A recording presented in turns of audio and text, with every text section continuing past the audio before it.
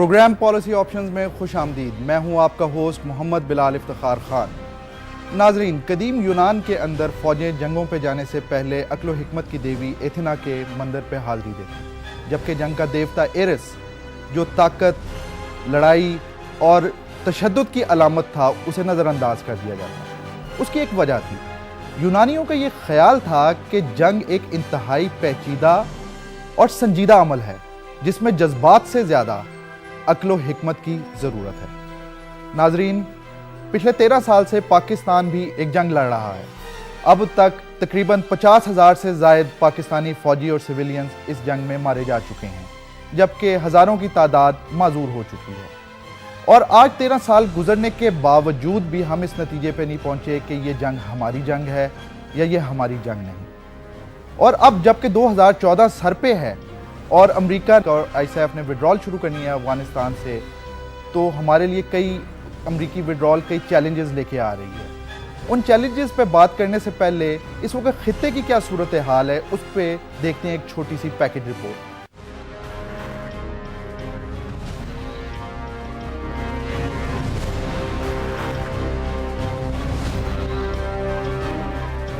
Globalisation के इस दौर में दुनिया सुकड़ कर रह गई है। एक खित्ते में रूनुमा होने वाले वाकयात दूसरे खित्ते पर बराह रास्त असरअंदाज होते हैं। दिसंबर 2010 में ट्यूनिस से शुरू होने वाली अवामी बेदारी की लहर ने अरब ममालिक की डिक्टेटर हुकूमतों और बादशाहतों को हिला कर रख दिया, और इस लहर के असरात इन अरब ममालिक तक भी पहुंचे जहां उसकी चिंगारियां न पहुंच सकी।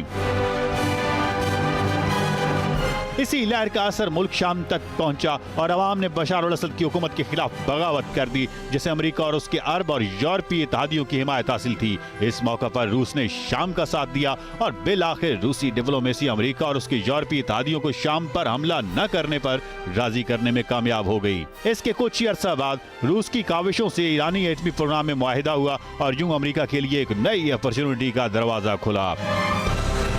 2014 में अमेरिका और बैनुल अक़वामी अफवाज का अफगानिस्तान से इनखला शुरू हो रहा है। अमेरिका की पूरी कोशिश है कि 2024 तक कुछ फौजें अफगानिस्तान में रखने का अफगान हुकूमत से मुआहिदा हो जाए, लेकिन अफगान सदर ये मुआहिदा आगे आने वाले सदर पर छोड़ना चाहते हैं। गो आलमी सियासत 9/11 के वाकयात के बाद शुरू होने वाले दौर से निकल कर एक नए दौर में दाखिल हो गई है। आज उसे रूस और चीन कई इश्यूज पर चैलेंज कर रहे हैं, लेकिन ये भी एक हकीकत है कि अपने असर और रसूख में कमी के बावजूद अमेरिका अब भी दुनिया की सबसे ताकतवर रियासत है। ईरान के साथ अगर अमेरिकी ताल्लुकात बेहतर होते हैं तो इसके डायरेक्ट असरात पाकिस्तान पर पड़ते हैं। एक तरफ अमेरिका को अफगानिस्तान तक रसाई का महफूज रूट भारत की इन्वेस्टमेंट से तैयार की गई बंदरगाह चाबहार और भारत की ही बनाई रोड की सूरत में मिल जाता है, तो दूसरी तरफ अमेरिका का पाकिस्तान पर इन्हिसार कम हो जाएगा। पाकिस्तान के बड़े इत्तेहादी सऊदी अरब और चीन दोनों को पहले अमेरिका ने उलझा दिया है।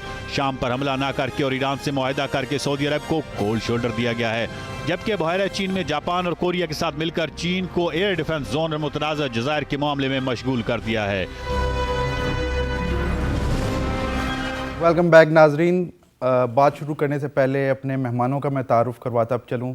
मेरे साथ मौजूद हैं professor Sajjad Naseer, senior teacher है, head of political science department Punjab university.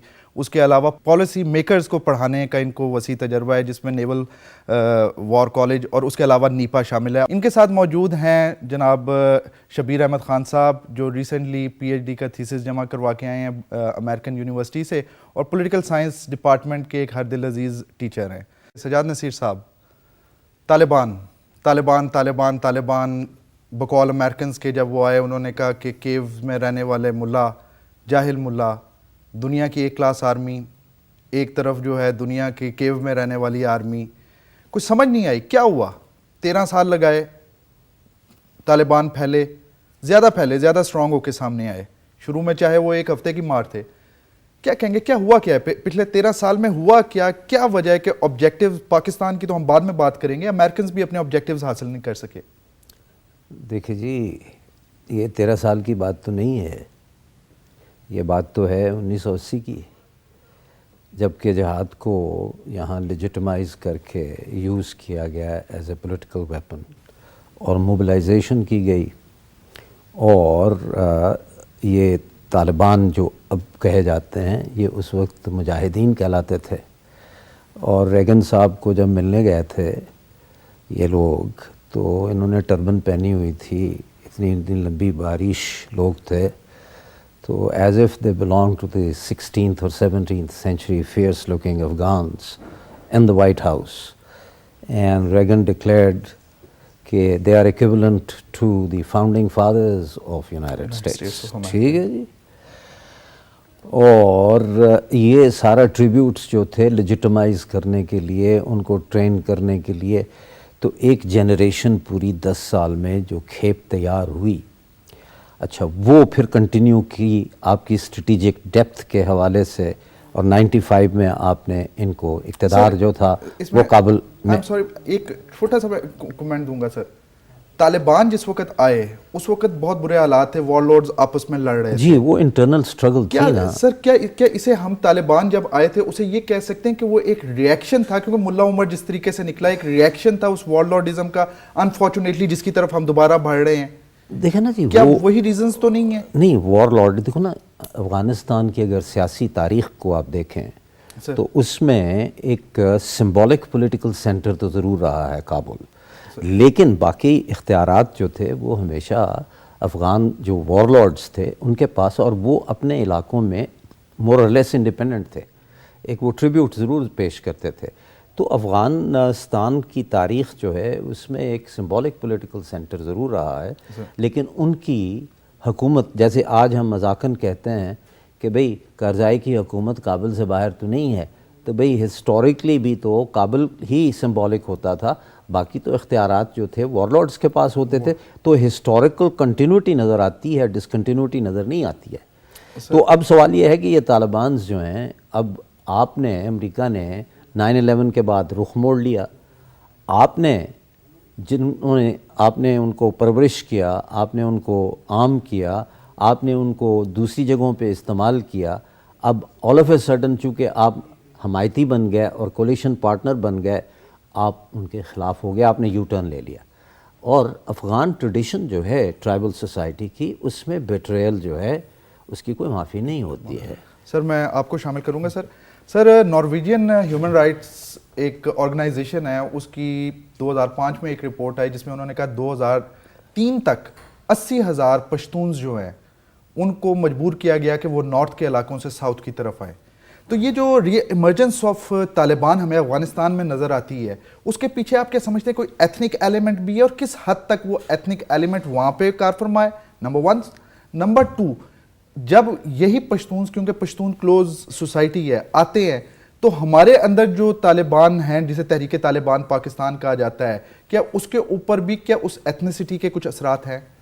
دیکھیں, جہاں تک آپ نے یہ بات کی ہے, عام طور پہ یہ خیال کیا جاتا ہے کہ افغانستان میں شاید پشتو بولنے والے, یا جن کو ہم طالبان کہتے ہیں, اگر آپ کل آبادی کا تناسب نکالیں تو پشتو سپیکنگ لوگ میجورٹی میں بھی نہیں ہیں وہاں پہ.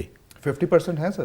اگر آپ کہیں کسی آزاد ذرائع سے دیکھیں, وہاں جو اور کمیونٹیز ہیں اور نیشنلٹیز ہیں اور ایتھنک گروپس ہیں, وہاں پہ تاجک بھی ہیں, ازبک بھی ہیں, اور زبانیں بولنے والے لوگ بھی ہیں. یہ ٹھیک ہے, جو جہاں تک مجھے معلومات ہیں 46-47% آبادی ان ٹرائبس کی ہے جو کہ پیور پشتو سپیکنگ کہہ لیں. اور یہ بات درست ہے کہ وہاں پہ اس طرح کی ایتھنک جو ڈویژن ہے وہ موجود نہیں ہے جس طرح کی آپ کہہ لیں کہ سیکٹیرین بیسس پہ عراق میں تھی, اور ان کو آسانی سے موقع ملا کہ وہاں یہ ڈویژن سنی اور شیعہ کی ممکن ہو سکی. لیکن اس کے باوجود کہ ڈومیننٹ فورس ظاہر ہے وہ چونکہ ایکٹیو ہیں اور اقتدار میں رہ چکے ہیں, اور اتنا ایک ڈیکیڈ تک آپ کہہ لیں جو سٹرگل ہے وہ جاری رہی ہے, ان کا ایک اہم رول ہے. لیکن یہ کہنا کہ صرف پشتون ہے افغانستان میں, یہ کسی حد تک اس طرح سے مناسب نہیں ہے. اوور ویلمنگ میجورٹی, جو بڑی میجورٹی ہے وہاں پہ 45-46%, ابھی آپ نے خود کہا. یہ تو ضروری نہیں ہے کہ اکثریت اگر آپ ہیں تو آپ حکمران ہوں گے. سر یہ بات دنیا میں سر یہ بات نہیں. دیکھیں ابھی جب امریکہ آیا یہاں پہ, تو امریکہ سے جو سب سے بڑی غلطی ہوئی وہ کرمنلز جن کی وجہ سے طالبان آئے تھے برسر اقتدار, مثلا دوستم ہو گیا, ان کی تو ایک داستانیں تھی, دیور ناٹ اونلی وار لارڈ بلکہ کرمنلز تھے. میں گزارش یہ کر رہا ہوں کہ یہ ضروری نہیں ہے کہ اکثریت ایتھنک گروپ جو ہے وہ حکمران بھی ہو. وہ ضروری نہیں, کیونکہ آپ کے عراق میں کیا صورت تھی, آپ کے سیریا میں کیا صورت ہے, اور انڈین سب کانٹیننٹ میں مغل رول جو تھا اس میں کون سی میجورٹی میں تھے یہ لوگ؟ مائنورٹی رول کرتی آئی ہے. اور اب بھی دنیا کی نیشن سٹیٹ سسٹم جو ہے اس میں صرف 10% ایسی سٹیٹس ہیں جہاں کے اکثریت والے لوگ جو ہیں ان کی حکمرانی ہے، ورنہ مائنورٹی اور کولیشن کے ذریعے یہ حکومتیں چلتی ہیں. تو اس کو میرا مطلب یہ آج کل کی جو ڈیبیٹ چل رہی ہے اس میں اس کو آپ نے ایک ایشو بنا دیا ہے جو کہ یہ نہیں ہے. اگر 40% ہیں پشتونز جو کہ جنرلی ایکسیپٹ کیا جاتا ہے، تو کیا 40% جو ہے ان کا شیئر جو ہے، اب یہ شیئرنگ کی بات جو آ گئی ہے کہ جی آپ اپنے ایتھنک پرسنٹیج کے حساب سے آپ کی پرسنٹیج ہوگی، ریپرزینٹیو گورنمنٹ آئے گی، ڈیموکریٹک اس کا کیریکٹر ہوگا یا کمپلیکشن ہوگی. یہ دنیا میں کہاں ہے؟ کتنے لوگ ہیں؟ اور جمہوریتوں کو بھی لے لیں جو کہ بڑی سکسیسفل ہیں، تو کیا وہاں جتنے ایتھنک گروپس ہیں کیا ان کی ریپرزنٹیشن ان کی پرسنٹیج کے حوالے سے ہے؟ اصل لیکن وہاں پہ تعلیم بھی تو ہے نا، یہاں پہ تو وہ ایک پرانا پشتون نہیں، والی تعلیم ایک کا بندہ مار دیا تعلیم کا وہ چلے. ہاں لیکن بہرحال اس کے باوجود آپ دیکھیں یہ جو اتنا عرصہ وہاں پہ ایک آپ کہہ لیں کہ طاقت وہاں پہ رہی ہے، اب یہ آپ دیکھیں کبھی سوچا بھی نہیں جا سکتا تھا کہ افغان نیشنل آرمی جو ہے وہ ڈیولپ ہو جائے گی. لیکن سر ریزلٹس تو اس کے زیرو ہے. وہ تو ابھی بعد میں آپ کو اندازہ ہوگا نا کہ آیا یہ ویکیوم اسی طرح کا پیدا ہوتا ہے امریکہ کے جانے کے بعد. اور ظاہر ہے وہ پارشل آپ کہہ لیں ان کا ایگزٹ ہے، وہ مستقل چھوڑ کے بھی نہیں جا رہے، اپنی پریزنس بھی رکھیں گے. لیکن کسی حد تک جو انسٹیٹیوشن بلڈنگ کا جو پروسیس ہے نا اس کا آغاز ہوا ہے افغانستان میں. ایک افغان نیشنل آرمی ہے، پولیس ہے اور ڈپارٹمنٹس ہیں، ادارے بنے ہیں، الیکشنز ہوئے ہیں، اب پھر تیار ہیں الیکشنز کے لیے. تو یہ اب ذہن میں نہ رکھیں کہ جو 90s کا دور تھا نا یہ دور دوبارہ واپس آئے گا، اور وہاں پہ جو وار لارڈزم ہے یا جو انٹرنل جو آپ کہہ لیں ان کی رفت تھی وہ اسی طرح سے ایمرج کرے گی. اس کے امکانات نہیں ہیں جو فیوچر ہمیں دکھائی دے رہا ہے افغانستان کے حوالے سے.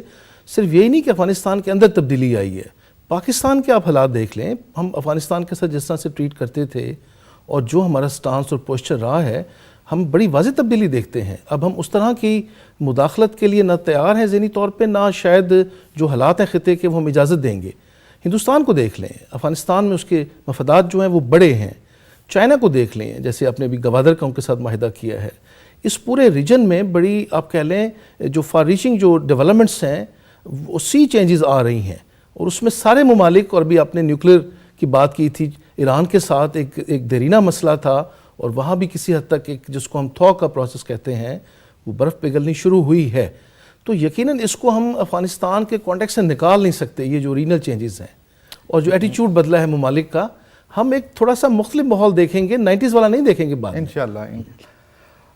ناظرین ایک چھوٹی سی بریک پہ چلتے ہیں، بریک سے واپس آئیں گے تو ہم افغان گورنمنٹ اور جو امریکہ چاہ رہا ہے بائی لیٹرل سیکیورٹی ایگریمنٹ اس پہ بات کریں گے کہ علاقے کے اندر ایران، پاکستان، انڈیا اور رشیا کے کیا مفاد ہوں گے اور کیا پالیسی آپشنز ہیں پاکستان کے لیے.